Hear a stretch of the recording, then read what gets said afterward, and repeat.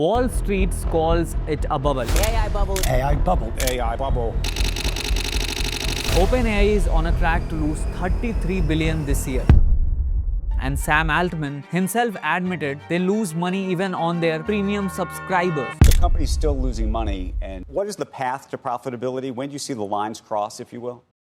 But while everyone was staring at the losses, OpenAI has made 4 silent moves that nobody was ready for. And these 4 moves might just turn the biggest money-losing machine in tech into the most profitable company in human history. For the last 3 years, OpenAI has been running the most confusing business on earth. In 2026, OpenAI is on a track to lose $33 billion, even though its revenue has exploded to 92% to a run rate of $25 billion a year. And in the last 3 years, the more they grew, the more they bled. Shockingly, in January 2025, Sam Altman himself said that they are losing money even on their $200 pro subscribers. I think the rational thing to do is to just be willing to run at a loss for quite a while and continue to do that, which is also part of why. Now, do you see the irony? In every normal business on earth, your best customers are the most profitable customers, right? But in OpenAI world, their best customers are their least profitable customers. You know why? Because the cost of running AI is very, very high. And this is exactly why the smartest money on Wall Street calls it a AI bubble. Their thesis is simple. If the biggest and the best player cannot make money, how will the others make money? A lot of comparisons with the internet bubble of the late 1990s. And if no one makes money, why is everyone pouring trillions into this AI wave? If we're about to see a big pop, because it's not just sky-high stock market valuations that are making everybody's minds go. But here's where the optimists step in. So I do think there's reason for caution, but I don't think it's a concern right now that AI will be a bubble that will burst dramatically. I do think there's a lot of interest in AI. They say there is one way this AI bubble could turn into a gold rush, and that's when somebody pulls off a comeback so crazy that token cost drops by 10 to 100 times. For the longest time, this looked like an impossible task. But in the last 90 days, that comeback has started. While everyone else was staring at the losses, OpenAI quietly did 4 things that nobody was ready for. First, it shipped a model called GPT 5.6 Soul that matched Claude's Fable 5 at 1/3 the cost. Second, it turned Codex into Rocket with active users exploding by 500%. Third, it rolled out GPT Work, a super app that folds email, docs, files, Codex into one screen. And fourth, it built its own chip, codenamed Halapino. And now it suddenly feels like OpenAI might get very close to profitability. So the question is, why does OpenAI lose money even on its most premium customers? What is Halapino, and why is this launch so critical to turning OpenAI into the most profitable company in tech history? Let's break it down. The whole nightmare of OpenAI losses boils down to just one word: inference. For non-coders, imagine a chef. Training a model is like sending a chef to culinary school. You do it once, it's very expensive, but your chef develops incredible skills. That is why OpenAI spent billions of dollars training its model to be the smartest in the world. This is called the training cost. Then there is inference cost. Inference is what happens every time a customer orders a dish. The chef fires up the stove, cooks the food, and it costs money for every single order. It's exactly the same with AI. Every time you ask ChatGPT a question, GPU gets fired up, processes your query, and gives you the output. So training happens once, but inference happens every single time someone places the order. Now multiply that by 900 million people placing billions of orders a week, and you will see why OpenAI is about to burn $14 billion on inference alone in 2026. If this is clear, let's understand why OpenAI loses money even on its most premium customers. Let's say Tanya is a software engineer in Bangalore who pays $1,999 a month for her ChatGPT Plus subscription, right? She thinks she's a great customer. But there is a problem. Tanya loves ChatGPT a little too much. She uses it to write codes, debug, draft emails, plan her trips, and even to win arguments at home. Now, analysts estimate that a heavy user firing 100 queries a day can burn through more than $30 worth of compute in a single month. So, do you see this? Tanya pays $20, but she costs OpenAI $30 $40. So OpenAI loses $10 on Tanya's every single month. The more she loves the product, the more she uses it, and the more money OpenAI loses. That is why I said, in a normal company, your best customers are your most profitable customers. In OpenAI world, their best customers are their least profitable customers. This is why OpenAI loses money even when revenue is exploding. So how do you solve this? Simple, right? Charge Tanya $40, make $10 a month on her, and eventually make billions in profit. Simple, right? Wrong. And here's where this turns into a full-blown business war, because OpenAI is caught into two traps. Trap number one, competition is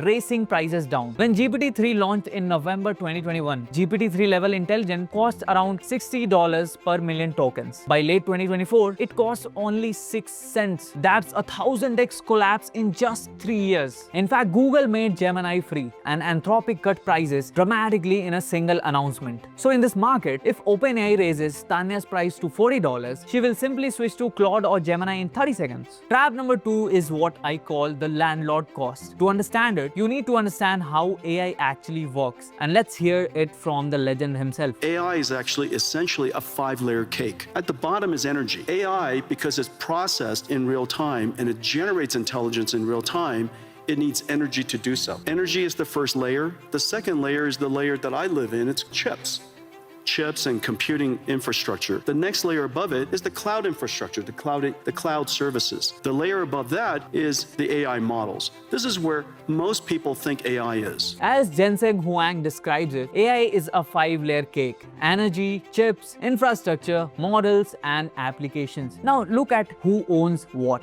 Energy is owned by power plants. OpenAI has zero control. Chips are dominated by Nvidia, who run their business at a 75% gross margin. So for every dollar OpenAI pays, 75 cents is Nvidia's gross profit. Infrastructure is dominated by Microsoft's data centers, and applications are built by entrepreneurs like you and me, who use these models to build products for our customers. So out of these 5 layers, for the longest time, OpenAI owned just one, the models. Everything else was rented. Every ChatGPT answer ran on Nvidia chips in Microsoft data centers powered by someone else's electricity. So OpenAI is actually like a restaurant that does not own the kitchen, does not own the ovens, does not own the building, and can't even raises its menu prices. This is the trap OpenAI has been desperate to break out of, and there's only one way out. Stop renting the kitchen, build your own oven, slash the inference cost. And this is exactly where OpenAI changed the game in last 90 days. You see, for most of 2026, the coding crown belongs to Anthropic. Claude Fable 5 was so good that developers were happily paying $10 per million input tokens, and Anthropic's ARR shot up to $47 billion, while OpenAI stood at just $25 billion. But then, on July 9, 2026, OpenAI dropped GPT 5.6 with Sol, Terra, and Luna. Most people thought it was just another model, but look at the data. Sol and Terra both beats Fable 5 on the coding index, Sol tops Fable 5 on the agent index, and Terra even beats Claude Opus 4.8. But the real story is efficiency, and it's absolutely mind-boggling. Sol hits near top intelligence at 60% less time and roughly half the cost. Where Claude Fable 5 costs rupees $3.15 per task, Sol does it for about 1.86. Luna does the same task for about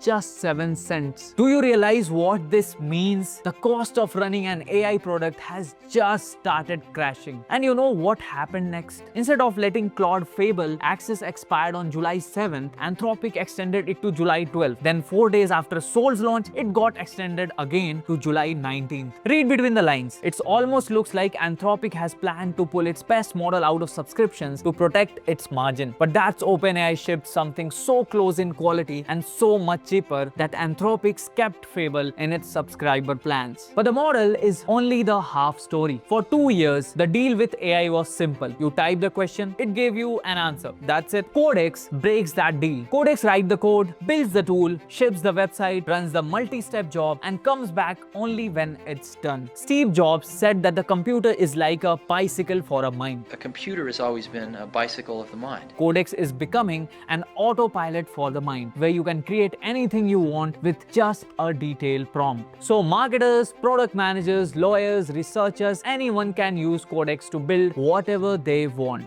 ChatGPT let a billion people have conversations conversations. Codex is letting a billion people build software. And OpenAI just confirmed that Codex stays included on every ChatGPT plan. So this is great, right? ChatGPT is racing ahead of Claude and doing incredible things. Well, this is where OpenAI falls into a trap again. Because one Codex task can cost 100 ChatGPT questions cost. Remember, OpenAI was losing money on Tanya's when she was using ChatGPT for emails. What happens when Tanya uses Codex to build apps all day? That $10 loss turns into $100, and at a scale, OpenAI could lose hundreds of billions. So how on earth do you give 900 people a product that costs 100 times more per use and still make it profitable? That is a $1 trillion question, and there's only one answer. OpenAI has to make every single inference radically cheaper. And this is where a chip called Halapino comes in. The goal was to decrease the cost of each token at a fixed level of intelligence.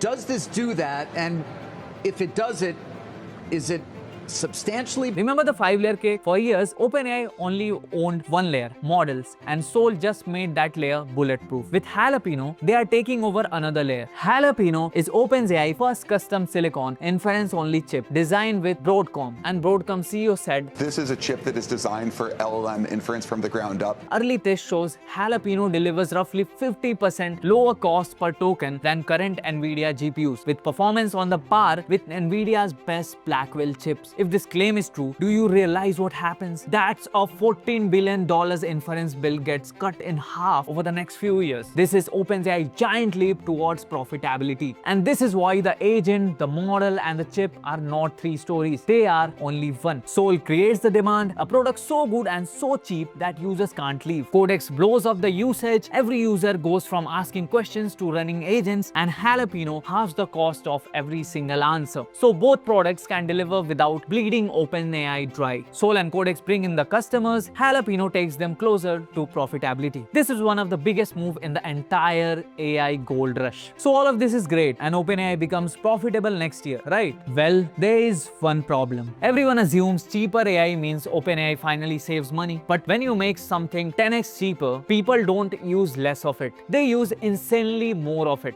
This is called the Jevons paradox, which means OpenAI will have to push the threshold again and again, making AI cheaper and better every single cycle. Now, I don't know if you see this, but this is perhaps one of the most interesting times in human history. Every single force in this industry is pushing the price of intelligence towards zero. $1 trillion giants are putting their blood and sweat into breaking the barrier between idea and execution, so that people like you and me are empowered to become builders and innovators. So my question to you is, when thinking is free, building is free, and an infinite canvas is sitting right in front of you, what are you going to build for the world? Think about it and let me know in the comments. That's all from my side for today, guys. If you learned something valuable from the case study, hit the like button to support our work. And if you enjoy understanding the strategies behind the world's biggest companies, subscribe to B10X Business Insights, because we break down one such case study every week. Thank you so much for watching. I will see you in the next one. Bye bye.